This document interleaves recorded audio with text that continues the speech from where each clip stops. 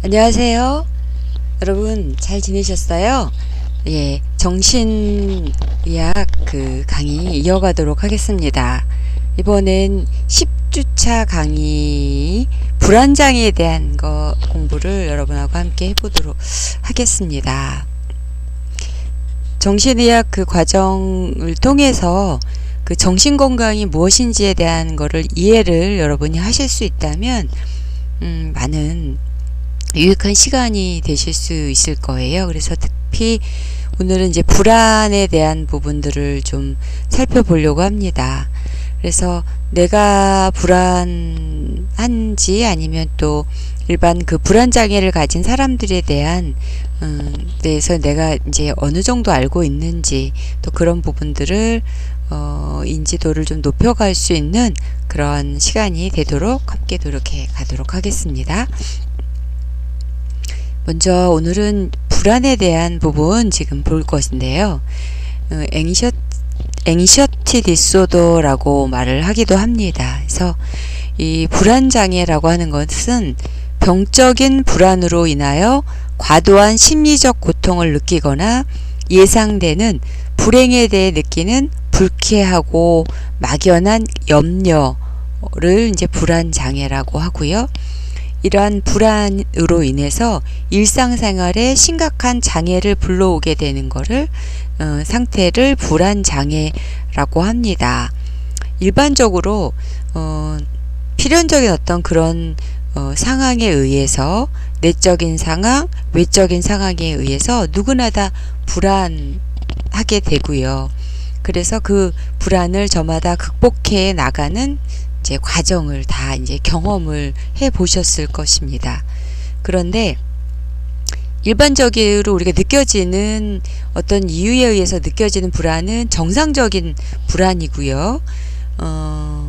누구든지 그 불안이 왔을 때 그 불안을 잘 극복해가는 사람을 건강한 사람이라고 할 수 있을 것입니다. 그런데 오늘은 그 불안의 정도가 병적인 불안 양상을 보이고, 그리고 그것이 이제 과도하게 되고, 그것으로 인해서 일상생활에 심각한 장애를 불러오는 상태에 대한 불안장애에 대한 부분들을 살펴보는 시간입니다. 그래서 불안장애 하면 하나로 끝나는 것이 아니라 여러 가지 이제 불안의 이제 종류가 있게 되는데요. 범불안장애, 또 공포증, 공황장애, 강박장애, 외상후 스트레스 장애, 급성 스트레스 장애 등등 여러 가지 불안의 종류들이 이제 다양하게 있게 됩니다. 먼저 우리 자신의 불안에 대한 것들을 먼저 살펴보도록 하겠습니다. 정상적인 불안과 또한 병적인 불안으로 이제 나눠볼 수가 있겠습니다. 여러분들께서도 불안을 많이 경험해 보셨을 거예요. 그래서 저마다 나의 불안 정도는 얼마나 될까? 이제 오늘 강의를 들으면서 저마다 체크해 보시고 나는 이 불안에 대해서 어떻게 적응해 나가야 될까? 여러분들 생각해 보는 그런 시간 가지시기 바랍니다. 자, 알랭드 보통의 글을 통해서 우리가 이 불안에 대한 그러한 바른 생각을 한번 이제 가져보도록 하겠습니다. 사회에서 제시한 성공의 이상에 부응하지 못할 위험에 처해 있으며 그 결과 존엄을 잃고 존중을 받지 못할지도 모른다는 걱정.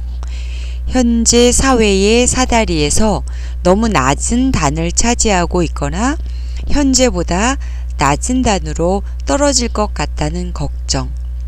이런 걱정은 매우 독성이 강해 생활의 광범위한 영역의 기능이 마비될 수 있다라고 알랭드 보통은 이 불안에 관해서 불안의 위험에 관한 것을 경고하고 있습니다. 우리는 이제 사회적인 동물이라고 하죠. 그래서 사회 생활을 우리가 하면서 대인관계, 사람과 사람을 만나는 이런 대인관계를 통해서 서로 다르기 때문에 스트레스를 받을 수밖에 없는데요. 그런 스트레스로 인한 불안, 이런 모든 것들을 우리가 어떻게 받아들이고 어떻게 해결해 나갈 것인지에 따라서 불안 장애가 될 수도 있고 더 건강한 사람이 될 수도 있고 여러 가지 이런 뭐 병과 또한 건강한 인간으로서의 그러한 그 구분 짓는 여러 가지 좀 요소가 있게 됩니다. 그렇다면 우리가 누구든지 이제 불안을 이제 느껴보셨을 거예요. 이제 높은 수준에 올라가길 누구나 바라지만 내가 있는 이 수준이 아래로 떨어질 것 같다라고 하는 그런 비교 의식에서 오는 불안들, 또 특히 이제 우리가 시험을 봤을 때 시험에 대한 그 불안 이런 거 많이 느끼게 되죠. 그리고 이제 연애를 하면서도 느껴지는 여러 가지 불안, 뭐 이런 것들도 있고요.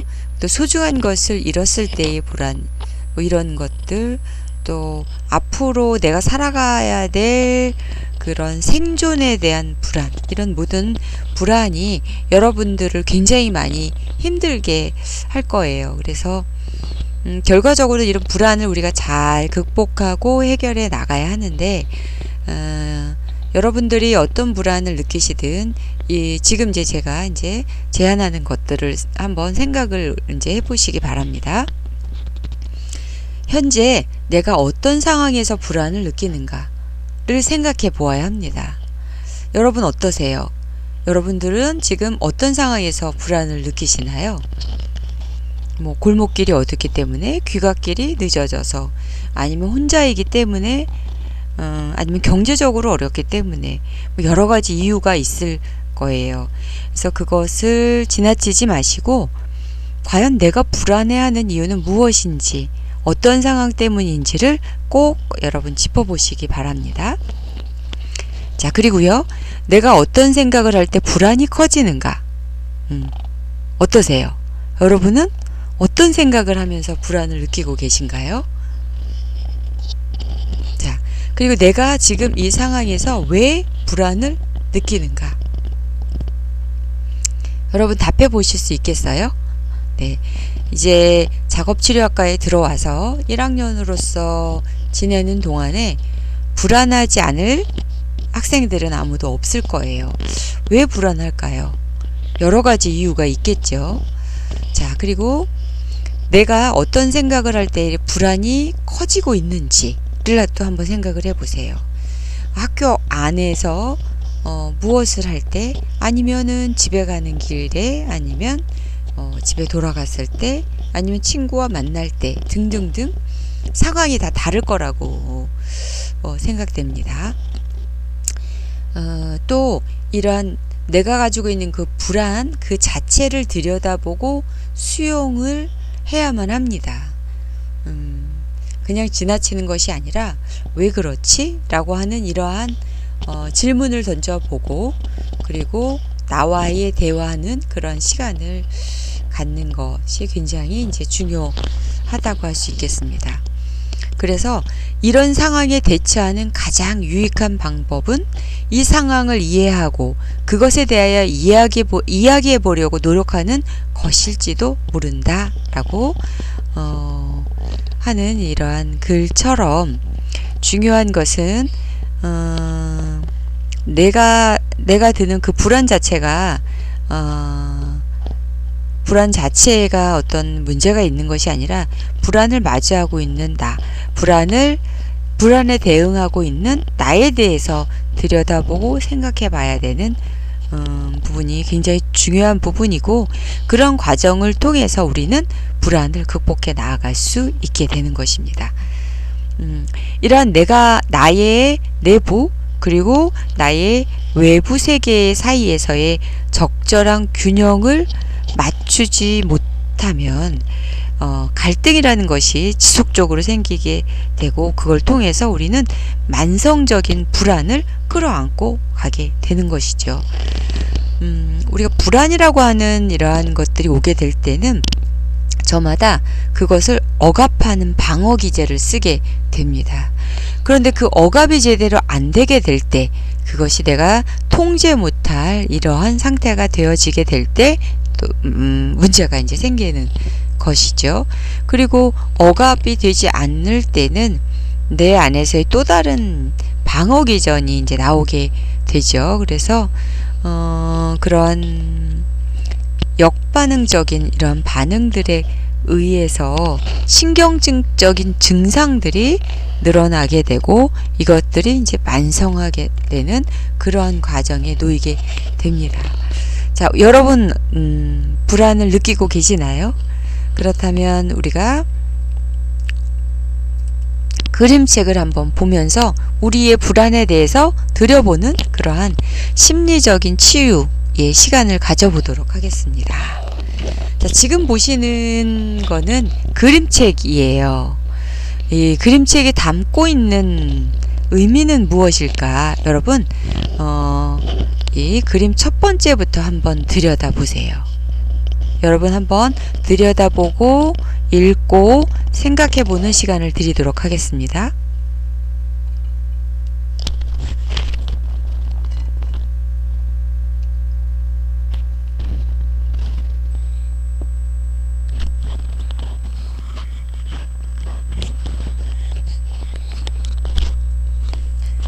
자, 여러분들은 길을 가고 있어요.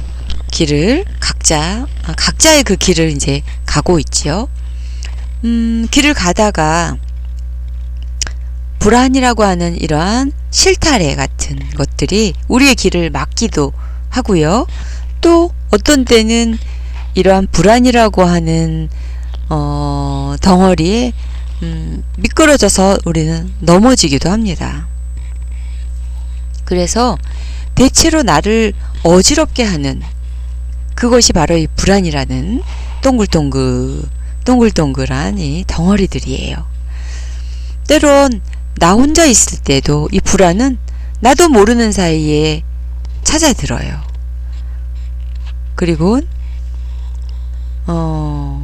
그리고는 때때로 나를 무섭게 하는 것, 이것이 바로 불안이라는 존재입니다.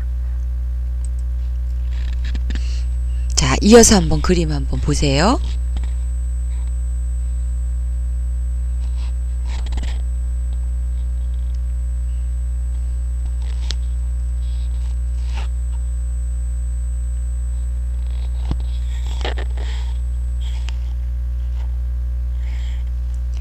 보시는 그림처럼 이 불안이라고 하는 것은 언제 어느 때에 내가 생각하지도 못하는 때에 이렇게 나에게 다가옵니다. 커다란 물결처럼 느껴지기도 하고요. 또 어느 순간에는 사라지기도 하고요. 그래서 저 아래로 떨어지는 것과 같은 그러한 나락으로 떨어지는 그러한 상태로 이 불안이 더 내려가게 되죠. 그리고는 또다시 나타나서 문득 나를 놀라게 합니다.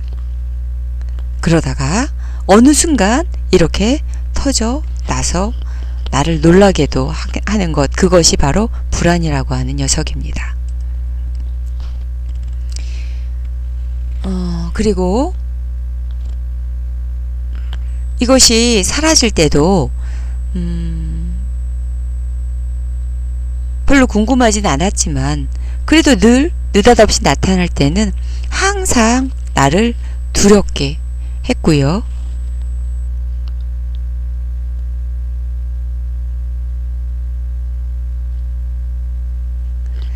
그런 존재에 대해서 나는 이제 그 불안을 좀 더 자세히 보기로 하게 되는 것입니다. 그리고는 불안이라고 하는 끈을 내 속 깊은 데서 끌어내 보는 거예요. 그리고는 끈을 팽팽하게 잡아 당겨서 내 안에 깊숙이 있는 불안을 끌어내 보게 됩니다. 그랬더니 아주 큰 나를 아주 큰 불안이라고 하는 녀석을 만나게 되게 됐습니다. 그리고 이 불안은 아주 무서운 모습으로 나타나서 휘젓고 다니곤 했습니다. 이 그림책의 제목은 바로 불안이에요. 불안, 슬픔, 미움, 후회, 괴로움, 또 나에게 위로받고 싶어 하는 나의 감정들이 있어요. 그래서 이런 감정들이 지금 보시는 그림책에서처럼 불쑥불쑥 나타나서 나를 놀라게도 하고 괴롭게도 하기도 하고 그렇습니다. 그런데 이제 이 불안이라고 하는 녀석을 끌어내 봤더니 엄청나게 큰 오리의 모습으로 나타났어요.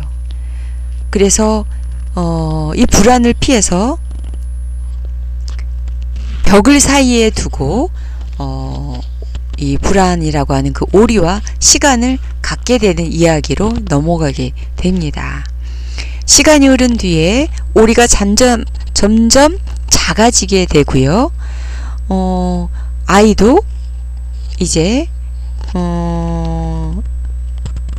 이 오리 모양의 이 불안과의 이렇게 만나는 시간을 갖게 되고요. 아이와 이 불안이라고 하는 이 오리의 크기가 점점점 같아지는 모습으로 변하게 됩니다. 그래서 아이는 이 작아진 불안이라고 하는 이 오리를 만나는 것이 버겁지 않게 이제 느껴지게 되고, 오리는 아이를 졸졸 따라다니게 되고요. 오리는 무섭거나 화가 나 있지도 않게 됩니다. 아이는 좀 더 편해진 감정으로 오리와 일상을 함께 합니다. 아이의 상황에 따라 커지기도 하고 다시 작아지기도 하면서, 그리고 이제 아이 옆에서 잠이 들기도 합니다. 이런 과정을 그린 이 그림책을 통해서 우리는 이제 불안을 이제 실체를 그림으로써 한번 보게 된 것입니다. 그래서 이 화난 오리의 모습도, 또 아이 옆에 잠든 작은 오리의 모습도 모두 아이의 감정인 불안의 모습이었어요. 그래서 이런 여러 가지 감정들은 항상 나와 함께 행복해하고 나와 함께 기뻐하고 또 나와 함께 힘들어하는 감정들입니다. 그리고 나와 함께 안전하게 있기를 바라는 감정들이죠. 그래서 이 불안이라고 하는 감정은 내 밖에 있는 것이 아닌 내 안에 존재하는 것이고요.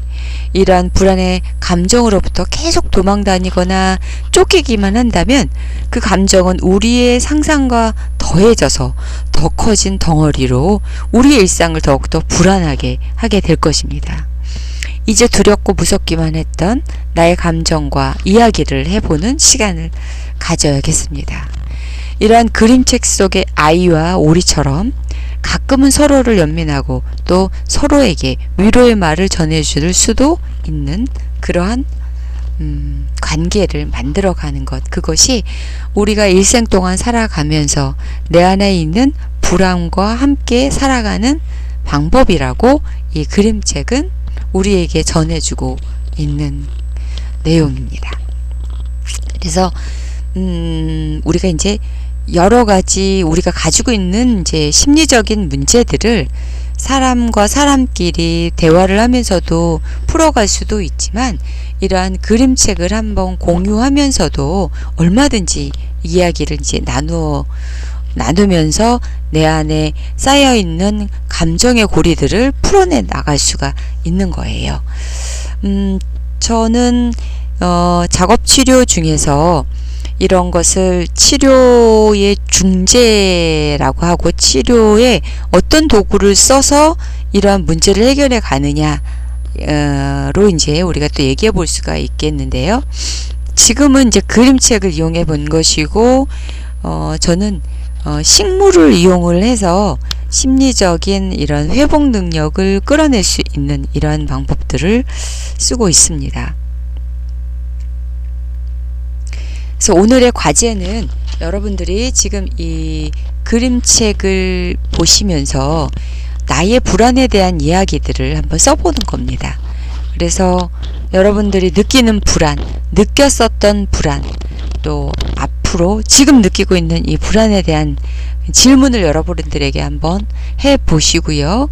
그리고 그 나의 불안은 어떠한 것이었고 나는 어떻게 이 불안을 맞닥뜨리고 있는지, 또 어떻게 갈 것인지에 대한 이 불안에 대한 여러분들의 이야기들을 적어서 과제로 올리시면 되겠습니다.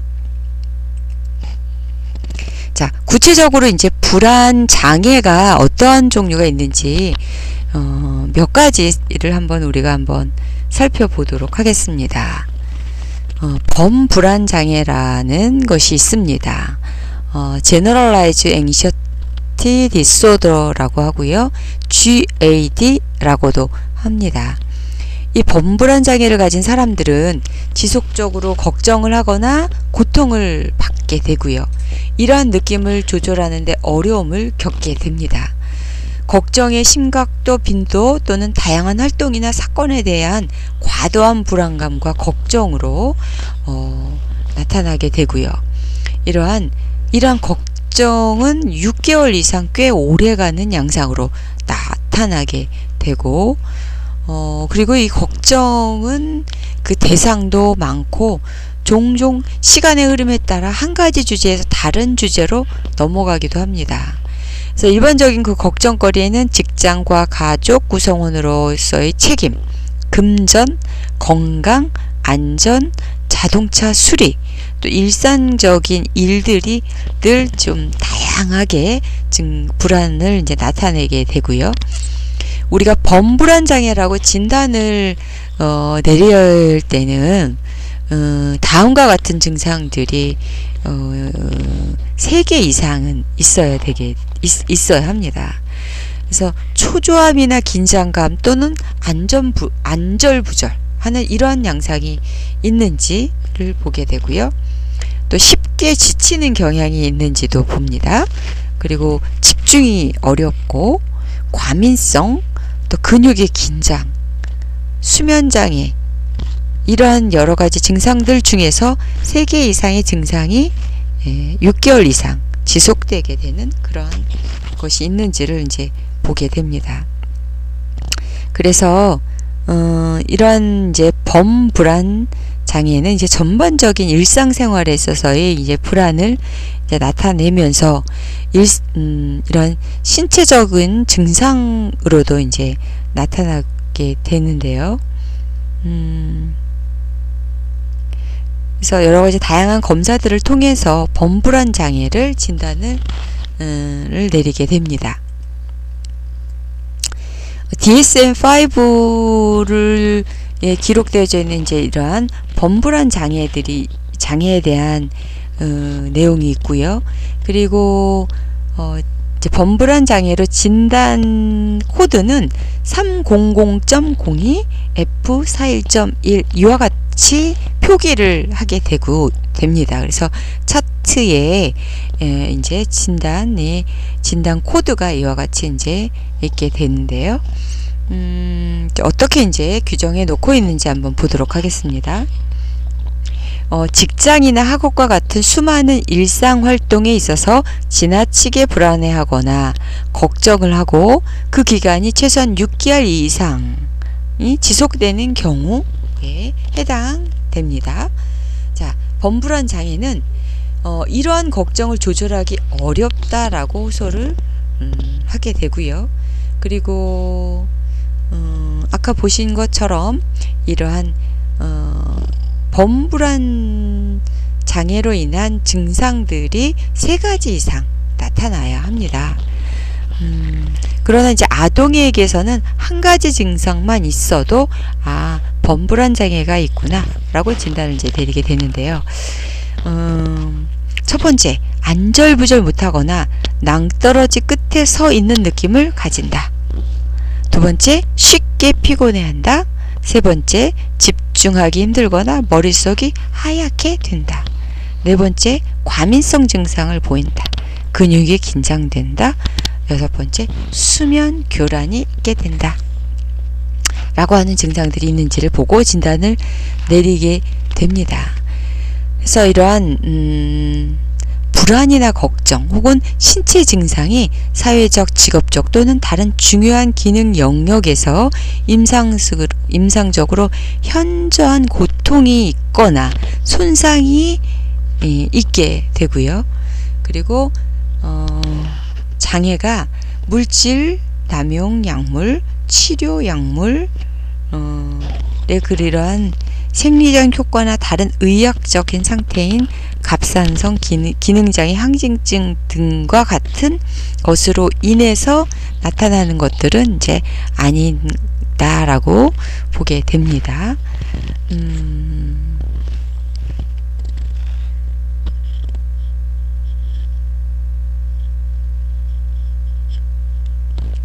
네, 이런 범불안 장애에 대한 이런 기준이 있겠고요.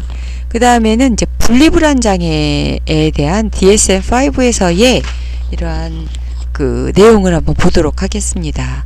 Separation Anxiety Disorder라고 하는 분리불안 장애인데요. 이것은 애착 대상과의 분리에 대한 공포나 불안이 발달 수준에 비추어서 볼 때 부적절하고 지나친 정도로 많이 나타나게 되는 경우에 해당이 됩니다. 첫 번째, 집 또는 애착 대상과 떨어져야 할 때 과도한 고통을 반복적으로 겪게 되는 모습을 이제 보이게 되고요. 두 번째는 애착 대상을 잃거나 질병이나 부상 혹은 죽음 같은 해로운 일들이 그에게 일어날 것이라고 지속적으로 과도하게 걱정하게 되는 양상이 나오게 됩니다. 또 곤란한 일, 길을 잃거나 납치당하거나 사고를 당하거나 아프게 되는 것이 발생하여 주 애착 대상과 떨어지게 될 것이라고 지속적으로 과도하게 걱정을 하는 것이 나타나게 됩니다. 또 분리에 대한 공포를 때문에 집을 떠나 학교, 직장 혹은 다른 장소로 외출하는 것을 지속적으로 거부하거나 거절을 하게 되기도 하고요. 그리고 이런 애착 대상 없이 혼자 있는 것에 대해서 과도하게 두려워하거나 거부를 하는 모습이 나타나고, 또 집에서 떠나 잠을 자는 것이나 주 애착 대상 곁이 아닌 곳에서 자는 것을 과도하게 거부하고 거절하는 것이 나오게 됩니다. 또한 분리 주제와 연관된 반복적인 악몽도 꾸게 되고요. 그리고 뭐 두통, 복통, 오심, 이런 것들도 이제 이런 공포와 관련한 시기에 이제 나타나게 됩니다.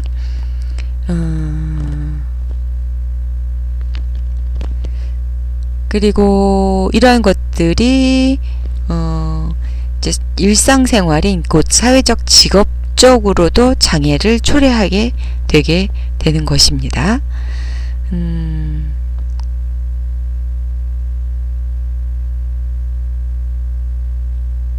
자, 이러한 이제 그 분리불안 장애는 다양하게 여러분들이 좀 접해 보셨을 거예요. 그래서 이러한 분리불안을 진단할 때는 소아인 경우에 이제 그 어떤 그러한 행동들을 보였는지, 또 때로는 이별 장면이 관찰을 통해서 어떻게 이별을 하고 있는지, 지나치게 고통스러워하는지, 때를 쓰는지 우는지 여러 가지 비명을 지르든지 이런 것들이 있는지를 이제 보고 이제 진단을 하게 됩니다. 그리고 증상이 최소 한 달 동안 지속되고 근본적인 고민을 초래하거나 기능을 크게 손상하는 경우에 이제 장애 진단을 내리게 됩니다. 이에 대한 치료는 행동 치료를 하거나 또는 이러한 약물 치료로 이제 이어지게 되는데요. 그 중에서 이제 행동 치료를 이제 한번 보시면은요, 가능한 이 애착 대상자들과의 이별을 가장 가능한 짧게 하게 하고요. 그리고 아동인 경우에 될 수 있으면 그 안절부절 못하는 자세가 아니라 냉담하게 그러한 자세를 취하는 것들이 이제 필요하고요. 그런 것을 또 경험을 하게 됩니다. 그리고 이런 분리불안이 있는 아동들은 어떻게 해서든 학교를 갔다 오게끔 하는 이제 목표를 설정을 해 놓고 부모와 의사와 교직원들이 팀워크를 통해서 그 목적을 이뤄 나가도록 해야 합니다. 그리고 누군가는 그런 애착 대상이 아닌 또 다른 대상과의 그 애착 관계를 이제 만들어가는 것들이 이제 있겠습니다. 그래서 이제 장애 정도가 좀 심화될 때에 선택적 세로토닌 재흡수 억제제라고 하는 일종의 항우울제와 같이 불안을 완화할 수 있는 약물이 도움이 되기도 하고요. 그리고 이제 이런 분리불안 장애를 가지고 있는 경우에는 이제 정기적인 분리를 하는 연습을 꾸준히 좀 해서 그것이 적응이 될 수 있도록 그렇게 부모 교육도 하고 또 학교 교육과 이게 스케줄도 이렇게 짜서 단계적으로 이제 해 나가는 그러한 행동 치료가 있겠습니다. 여러분 함구증 못 들어보셨죠? 셀렉티브 무티즘이라고 이제 하는데요. 이것은 이제 다른 상황에선 말을 할 수 있어요. 말을 못하는 게 아닌데 자기가 의사 표현을 해야 되는 상황에 있어서 어떤 특정 사회적 상황에서 일관되게 말을 하지 않는 모습을 보이게 됩니다. 그래서 이런 이유 때문에 이제 사회적 소통이 이제 안 되게 되고요. 이것이 1개월 이상 지속되게 되는 경우를 말하게 됩니다. 학교 생활인 경우에는 1개월에만 국한해서 보지는 이제 않고 있다고 합니다. 그래서 사회적인 상황에서의 필요한 말이 이제 부족하거나 이제 언어가 익숙하지 않은 것으로 인해서 말을 하지 않은 것은 아니다 라는 것이고요. 그리고 그 다양한 원인에 의해서 이러한 그 함구증이 나타날 수가 있는 양상을 이제 보게 됩니다. 자, 그리고 또 특정 공포증이라고 하는 것이 있게 되는데요. 스페시픽 포비아라고 말을 할 수가 있습니다. 스페시픽 포비아의 진단 기준을 한번 볼까요? 특정 대상이나 상황에 대해서 극심한 공포나 불안이 유발되는 것을 말하는데요. 비행기 탈 때, 또 고공 높은 곳에 올라갔을 때, 아니면 특정한 동물, 또한 주사 맞는 것, 피를 보는 것, 이런 것들에 대해서 특정한 상황에 있어서의 공포를 호소하는 경우들이 있고요. 그리고 아동들인 경우에는 이 상황을 이제 극도로 그런 공포를 느끼기 때문에 울고 발작하고 여러 가지 이제 증상들이 이제 나올 수 있게 되는 겁니다. 그래서 공포 대상이나 상황들이 대부분의 경우 즉각적인 공포나 불안을 이제 유발하게 되는 양상을 보게 되겠고요. 그리고 이제 이러한 상황들을 회피하거나 아주 극심한 이런 공포와 불안을 지닌 채 이제 참아내는 모습을 보이기도 합니다. 그래서 우리가 이제 사회적인 맥락에서의 통상적으로 받아들여지는 이제 공포나 불안과는 다른 굉장히 심한 상태라고 할 수가 있고요. 그리고 6개월 이상 이러한 것들이 진행이 되어지는 양상을 이제 보이는 것이 특징이라고 할 수 있겠습니다. 자, 그래서 이제 공포, 불안, 회피, 사회적, 직업적 또는 이러한 기능적으로 이러한 기능에 있어서의 이러한 어려움이 있게 되고요. 그래서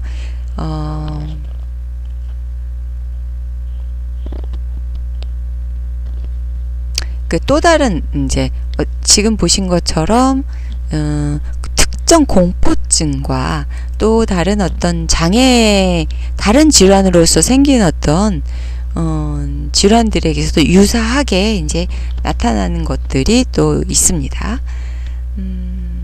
그래서 이러한 DSM-5E에 명시되어져 있는 이러한 장애에 대한 이제 분류와 뭐 이런 것들을 참고로 하여서 우리가 그 진단할 수 있고, 우리는 이러한 기준들이 어떻게 되어 있는지를 알면 이런 질환을 이해하는데 이제 도움이 있게 됩니다.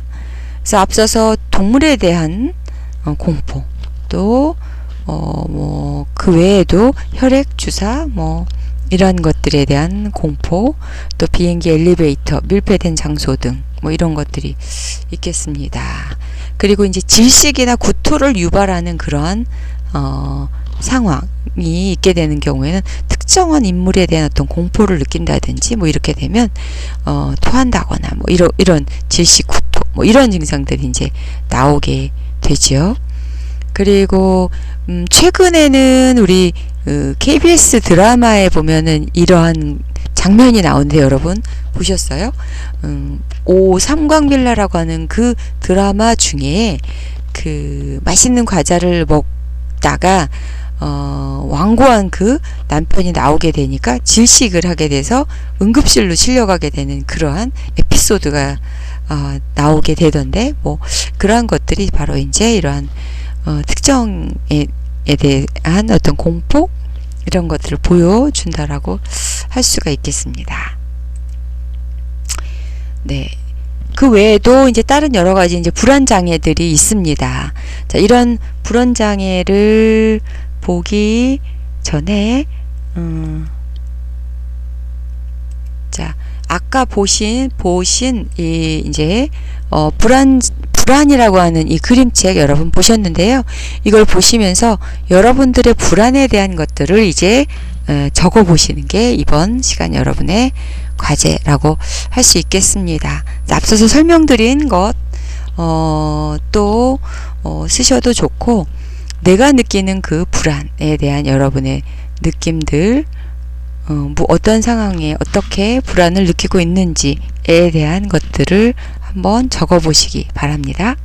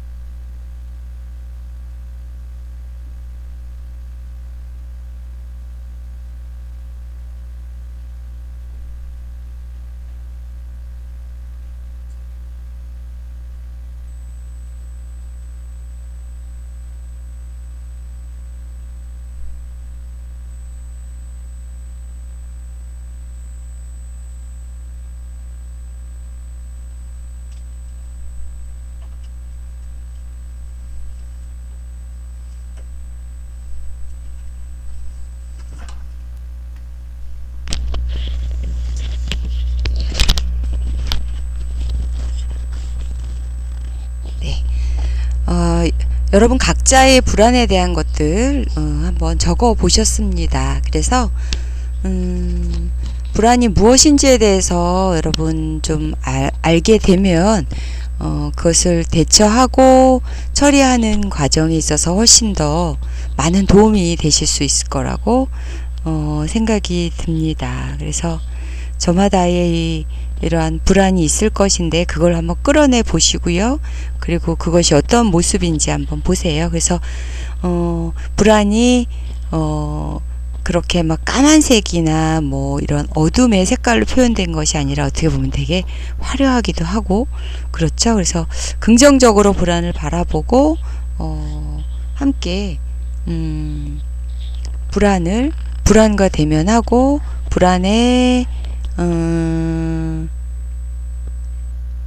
불안과 함께 이렇게 공감해 주는 것, 그렇죠. 너도 힘들었을 거야 라고 하는 그러한 말을 함께 건넬 수 있는 그러한 시간을 가져보셨으면 좋겠습니다. 그래서 이전에는 사실 내 마음이 어떤지 내가 불안한지 어쩐지 모르고 그냥 불안에 쫓기어서 어떻게 왔을지도 모르겠어요.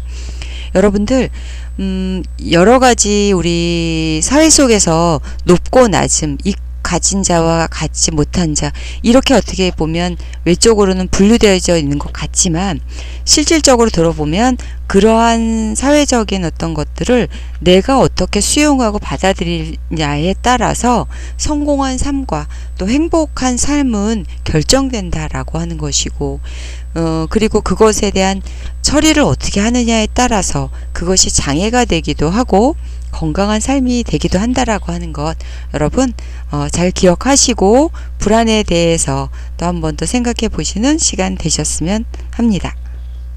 다음 시간 강의 이어가도록 하겠습니다.